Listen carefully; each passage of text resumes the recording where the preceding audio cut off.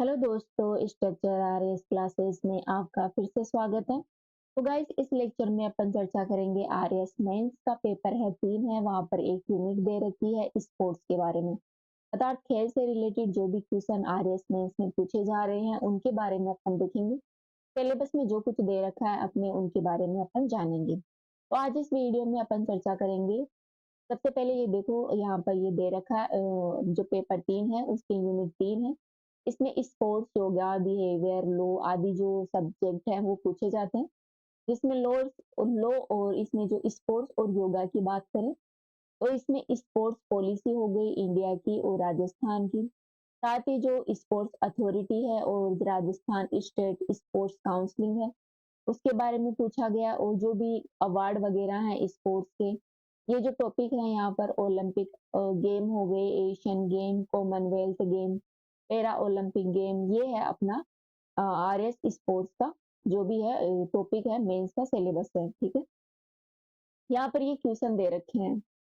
Mains में 2023 में पूछे गए थे, यहाँ से टोटल 5 क्वेश्चन आए थे, जिसमें से 4 क्वेश्चन है वो 2-2 नंबर के आए थे और एक क्वेश्चन है वो 5 नंबर का पूछा गया था। अब इन क्वेश्चनों को पढ़ेंगे तो आप देखेंगे कि मुख्य तौर पर जो क्वेश्चन पूछे जाते हैं वो करंट अफेयर से जुड़े हुए होते हैं। जैसे कि पेरिस ओलंपिक 2024 के उद्घाटन समारोह में भारत के ध्वजवाहक की प्रमुख उपलब्धियों को सूचीबद्ध करें। ये 2 नंबर का क्वेश्चन था। ठीक है, इसी प्रकार राजस्थान राज्य में संचालित खेलों के नाम सहित भारत में कुल खेलो इंडिया केंद्रों की संख्या कितनी है ये लिखना था। ठीक है, ये 2021 में पूछे गए क्वेश्चन है। साथ ही 2018 में, और ये बच गए जो क्वेश्चन है जो मेंस में पूछे गए थे उनके बारे में। ठीक है, तो अपन ये आज चर्चा करेंगे भारत की जो खेल नीतियां हैं उनके बारे में, जो कि अपने मेंस का एक टॉपिक है, खेल नीतियां। तो यहाँ पर भारत की खेल नीति 1984, 2001, 2007, जिसे इसका प्रारूप है 2001 में ही 2001 की जो खेल नीति है इसे बढ़ाकर 2007 किया गया था, मतलब 2007 में इसमें अपडेट किया गया था। और हाल ही में 2024 की खेल नीति का प्रारूप जारी किया गया, लेकिन वो अभी लागू नहीं हुआ। दोस्तों, खेल नीतियों को लाने के लिए सरकार का क्या कुछ टारगेट था, मतलब खेल नीति आई कैसे बनकर, इनके बारे में देखें। तो सबसे पहली जो अपनी खेल नीति आई थी, भारतीय खेल नीति आई थी, वो 1984 में आई थी। एक खेल नीति बनी कैसे? तो सबसे पहले 1950 के दशक में भारत में all India counselling of sports की स्थापना की गई थी। जो भारत में जो खेलों में जो भारत की जो परफॉर्मेंस थी वो गिर रही थी, जो मानक थे वो गिर रहे थे, उनको बढ़ाने के लिए इस काउंसिलिंग की स्थापना की गई थी, अखिल भारतीय खेल परिषद। फिर 1982 में क्या हुआ, भारत ने 9th जो एशियाई खेल है इनका सफल आयोजन किया था नई दिल्ली में। इसी उपलब्धि के आधार पर भारत में 1982 में खेल विभाग है डिपार्टमेंट ऑफ स्पोर्ट्स की स्थापना की थी। कब की थी? डिपार्टमेंट ऑफ स्पोर्ट्स की स्थापना 1982 में की थी। ठीक है, इसके बाद में 1984 में भारत की पहली खेल नीति आती है। फिर 1985 में खेल विभाग है जिसकी स्थापना 1982 में की गई थी। इसका नाम बदलकर युवा कार्यक्रम खेल विभाग कर दिया गया। ठीक है, क्या नाम किया गया? युवा कार्यक्रम खेल विभाग, इसका नाम कर दिया गया। फिर गाइस 2000 में युवा कार्यक्रम जो खेल विभाग है इसको मिनिस्ट्री में तब्दील कर दिया गया, ministry of youth affairs and sports के अंदर। ठीक है, फिर बाद में जो सेकंड अपनी खेल नीति आती है वो 2001 में आती है, जिसमें 2007 में कुछ बदलाव भी किए जाते हैं। 2011 में युवा कार्यक्रम खेल मंत्रालय ने भारतीय राष्ट्रीय खेल विकास संहिता है, जो national sports development code of India है 2011, इसकी अधिसूचना जारी की। फिर 2024 की खेल प्रारूप नीति बनकर आई। ये हो गया इंडिया में खेल का जो स्ट्रक्चर है, नीतियां हैं, किस समय क्या क्या किया गया, खेल मिनिस्ट्री कैसे बनी, खेल डिपार्टमेंट की स्थापना कैसे हुई, और जो अपनी खेल नीति है नेशनल स्तर पर वो कैसे बन के आई, यहाँ पर इसमें आप अच्छे से इस स्लाइड में समझ सकते हैं। आगे देखते हैं। आगे सबसे पहले अपन देखते हैं राष्ट्रीय खेल नीति 1984 के बारे में। दोस्तों, ये 16 सूत्री नीति थी, मतलब इसमें 16 कुछ टॉपिक थे जिनके बारे में कहा गया था, जो कि भारत की प्रथम खेल नीति है। पूछ लिया जाए कि भारत की पहली खेल नीति कब आई थी, तो वो आई थी 1984 में। इसमें विभिन्न प्रावधान किए गए थे। कुछ प्रावधानों की बात करें तो ग्रामीण क्षेत्रों में जो खेल कूद होता है उसके विकास को बढ़ावा देना इसका उद्देश्य था। साथ ही खेलों जो खिलाड़ियाँ हैं, खिलाड़ी जो खेल खेलते हैं, उनको पौष्टिक आहार प्रोवाइड करवाया जाए। उनकी शारीरिक शिक्षा और जो खेल पाठ्यक्रम है, वो स्कूलों में इंक्लूड किया जाए। खिलाड़ियों को अंतर्राष्ट्रीय स्तर के अनुरूप उनको ट्रेनिंग दी जाए। आगे खेलों को उद्योगों के रूप में बढ़ावा देना, ठीक है? खेलों में आर-एंड-डी को बढ़ावा देना, जो रिसर्च एंड डेवलपमेंट है, खेलों के अंदर जो भी अनुसंधान विकास है, उसको बढ़ावा देना। साथ ही खेल नीति में प्रावधान किया गया है कि विभिन्न खेल संगठनों के मध्य समन्वय से खिलाड़ियों के लिए रोजगार की व्यवस्था करना है। ठीक है, खिलाड़ी हैं उनको रोजगार भी प्रोवाइड करवाना इस खेल नीति का महत्वपूर्ण उद्देश्य था। ठीक है, फिर आती है 1992 की खेल नीति। 1984 के बाद में सेकंड नंबर पर राष्ट्रीय स्तर पर नेशनल स्तर पर जो खेल नीति आती है, वो 1992 में की आती है। दोस्तों ये 1992 की खेल नीति है, ये 1984 की जो खेल नीति आई थी उसी का एक विस्तृत रूप है, जिसमें माओ से तुंग की एक कोट है, सेहत पहले पढ़ाई बाद में। इस कोट का इसमें उल्लेख किया गया था। ये अगर लाइन आप मेंस में यूज करते हैं तो आपको डेफिनेटली अच्छे नंबर मिलेंगे अगर इससे रिलेटेड कोई क्वेश्चन आता है तो। दोस्तों इस खेल नीति को प्रमुख रूप से 4 भागों में बाँटा गया था।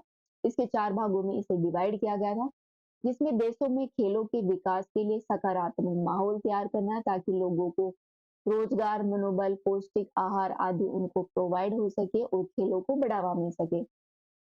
साथ ही स्पोर्ट्स मैनेजमेंट पर विशेष ध्यान देना है, जैसे कि आर-एंड-डी को बढ़ावा देना, खेल उद्योग को बढ़ावा देना। खेल प्रतियोगिता और मानकों के स्तर में सुधार करना है।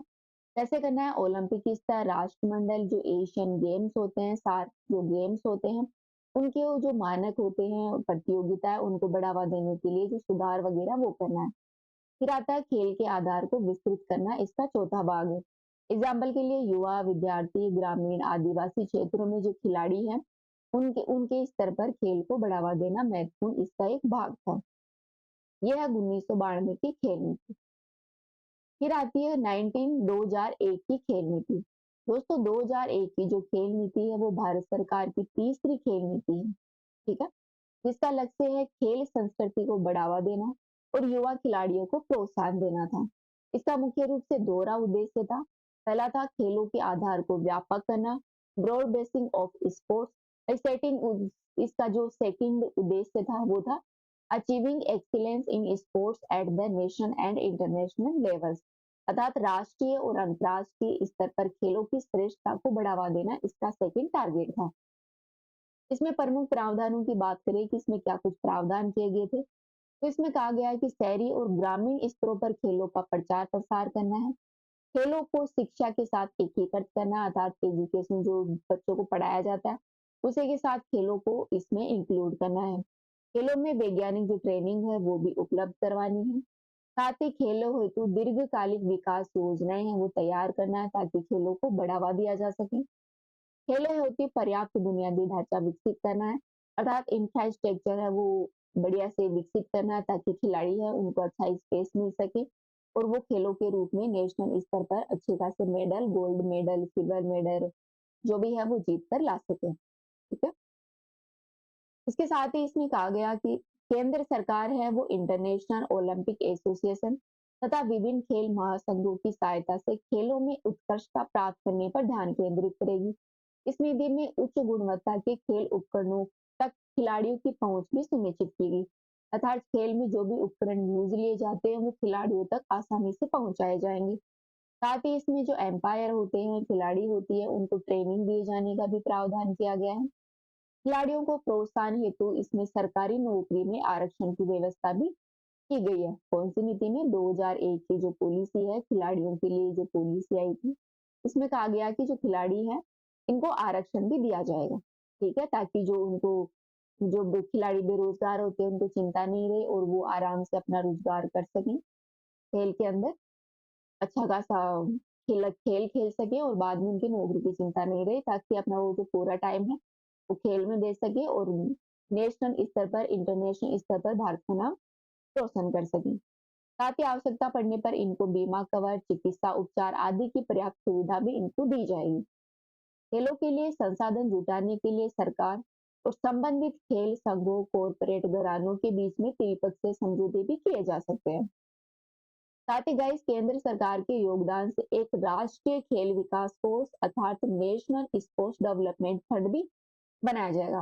पूछ लिया जाए कि नेशनल स्पोर्ट्स डेवलपमेंट फंड की स्थापना कौन करेगा और कौन सी पॉलिसी के तहत की जाएगी, तो इसकी स्थापना सेंट्रल गवर्नमेंट के द्वारा की जाएगी। जो भी पॉलिसी है स्पोर्ट्स पॉलिसी 2001 में ये प्रावधान है।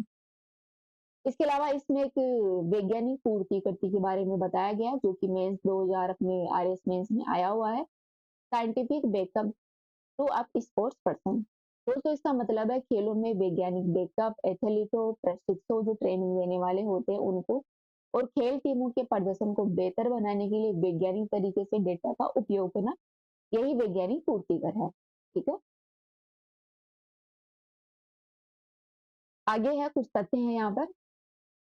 दोस्तों अपना जो राष्ट्रीय ओलंपिक संघ है तथा जो राष्ट्रीय खेल महासंघ है नेशनल स्पोर्ट्स फेडरेशन, इसका प्रमुख कार्य है खेलों का प्रबंधन करना और विकास करना। तो ध्यान रखना खेलों का जो मैनेजमेंट होता है विकास करने का जो काम होता है वो होता है IOA का, साथ ही नेशनल स्पोर्ट्स फेडरेशन का। प्रतिस्पर्धी भावना विकसित करने तथा प्रतिभा खोज के लिए फेडरेशन पर जिला राज्य और राष्ट्रीय स्तर पर वार्षिक चैंपियनशिप आयोजित कराने का दायित्व भी होता है। ठीक है, तो जिला स्तर पर राज्य स्तर पर और राष्ट्रीय स्तर पर वार्षिक चैंपियनशिप का आयोजन कौन करवाता है? राष्ट्रीय खेल महासंघ। ठीक है, राष्ट्रीय खेल महासंघ ये इनका आयोजन करवाता है। आगे अपनी पॉलिसी है राष्ट्रीय खेल नीति 2024। हालांकि ये जो 2024 की पॉलिसी है ये भी लागू नहीं की गई है, इसका सिर्फ और सिर्फ प्रारूप जारी किया गया जनता के अंदर ताकि इस पर फीडबैक मांगे गए हैं। तो गाइस इसे जारी किया गया है, पहले तो ध्यान रखना किसने इसे जारी किया है। तो जो युवा मामलों के खेल मंत्रालय है मिनिस्ट्री ऑफ स्पोर्ट्स मिनिस्ट्री है उनके द्वारा इस नीति को जारी किया गया है, जिसका उद्देश्य है सरकार खेल महासंघों निजी क्षेत्रों और जनता के बीच में सहयोग के माध्यम से भारत को एक वैश्विक खेल महाशक्ति के रूप में स्थापित करना है। इसकी प्रमुख विशेषताओं के बारे में बात करें जो पहले की जो पहल है उन पर इसमें मुख्य रूप से जोर दिया जा रहा है। एग्जाम्पल के लिए इसमें कहा गया है इसका जो मुख्य टारगेट है 2001 की जो खेल नीति है, साथ ही सरकार का जो खेलो इंडिया प्रोग्राम है खेलो इंडिया योजना है, टारगेट ओलंपिक पेडियम योजना है जैसी पहलों को बढ़ावा देना इसका महत्वपूर्ण उद्देश्य है। कहने का मतलब यह है कि सरकार के द्वारा पहले से जो नीतियां लागू की गई है और जो भी प्रोग्राम खेल के क्षेत्र में चल रहे हैं उनको रूट लेवल पर इम्प्लीमेंट करना और उनको बढ़ावा देना ही इस नीति का महत्वपूर्ण उद्देश्य है। इसके साथ ही इसकी अन्य विशेषताओं के बारे में बात करें तो इसके टोटल 5 स्तंभ है, जिसमें बेसिक स्तर पर जो खेल है उसको बढ़ावा देना, अर्थात बुनियादी ढांचे में सुधार करना, जो भी इंफ्रास्ट्रक्चर होता है खिलाड़ियों को जो चाहिए होता है उसमें सुधार करना, जो प्रतिभाओं का चयन करना और अंतर्राष्ट्रीय जो प्रतियोगिता होती है उन पर ध्यान केंद्रित करना। फिर इसका जो सेकंड स्तंभ है वो आर्थिक विकास है, पर्यटन विनिर्माण खेल टेक्नोलॉजी सहित खेल संबंधी जो स्टार्टअप है उनको बढ़ावा देना है। सामाजिक विकास स्तंभ की बात करें तो सामाजिक सामंजस्य को मजबूत करने के लिए खेलों के माध्यम से समावेशिता स्वास्थ्य और शिक्षा को बढ़ावा देना है। सांस्कृतिक एकीकरण की बात की रहे तो शारीरिक गतिविधियों और खेलों को सांस्कृतिक आदर्श के रूप में इसमें प्रस्तुत करना है। वहीं इसका पांचवा स्तंभ है शैक्षिक एकीकरण, अर्थात समग्र विकास को बढ़ावा देने के लिए खेलों को राष्ट्रीय शिक्षा नीति 2020 के साथ जोड़ना है। ठीक है, खेलों का क्या करना है समग्र रूप से बढ़ावा देना है, जो अपनी न्यू एजुकेशन पॉलिसी है 2020 वाली इसके तहत खेल नीति को जोड़ा जाएगा। तो ये इसके महत्वपूर्ण 5 स्तंभ है, वैश्विक मंच पर उत्कृष्टता प्रदान करना, आर्थिक विकास, सामाजिक विकास, सांस्कृतिक एकीकरण और शैक्षिक एकीकरण। ठीक है, तो ये अपने चर्चा की अपनी जो नेशनल खेल पॉलिसी है 2024 वाली जिसका प्रारूप जारी किया गया उसके बारे में। अब अपन नेक्स्ट वीडियो में चर्चा करेंगे राजस्थान की खेल नीतियां उनके बारे में। ठीक है, ऐसे एक एक करके स्पोर्ट्स के जो भी टॉपिक है अपन यहाँ पर चर्चा कर लेंगे। तो अभी के लिए इतना ही। Thank you.